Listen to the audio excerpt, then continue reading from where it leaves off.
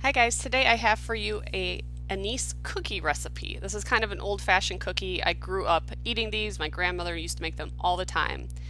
So first you're going to start by mixing together your dry ingredients, which would be your 6 cups of flour, a half teaspoon of salt, and 2 tablespoons of baking powder. This recipe I got from Wilton.com. It's not my actual grandmother's recipe because hers was much more complicated, but I promise you the cookies taste the same. So now I'm going to cream together my butter that has been softened and my sugar. And once that is light and fluffy, I'm going to start adding my anise extract.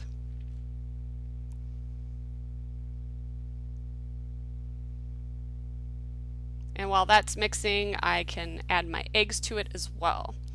You're going to add 6 eggs. I did them one by one to make sure they were fully combined.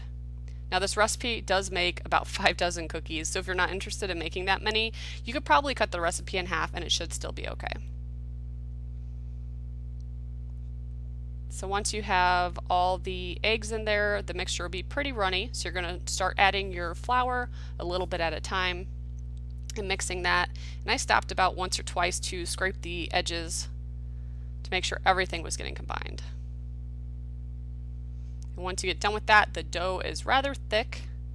So I laid out a silicone baking sheet and I lightly floured it and I rolled them into about 5 to 6 inch strips and then shaped them into an S.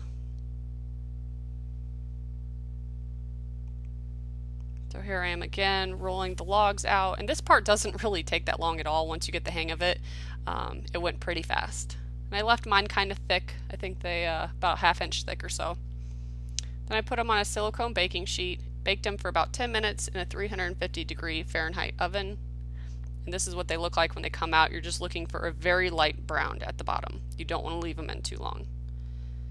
And then while they're cooling, you can make the icing, which is just powdered sugar, 1 teaspoon of anise extract, and then about 7 to 8 tablespoons of warm milk. And then this is what the icing should look like. It should be really runny because you're going to dip the cookies in it. You can do them one by one like this and kind of hold them on a fork for a while, but I found that that wastes a lot of the icing. The faster way to do it is to hang like a heavier chopstick or a straw across the bowl and kind of hook them on there. You could do about 5 or 6 at a time, let them drip for a good 30 seconds or so, and then move them to your parchment paper. And this is how they turned out. And everyone loved them and they're really good, and I will make these again. It's a great recipe.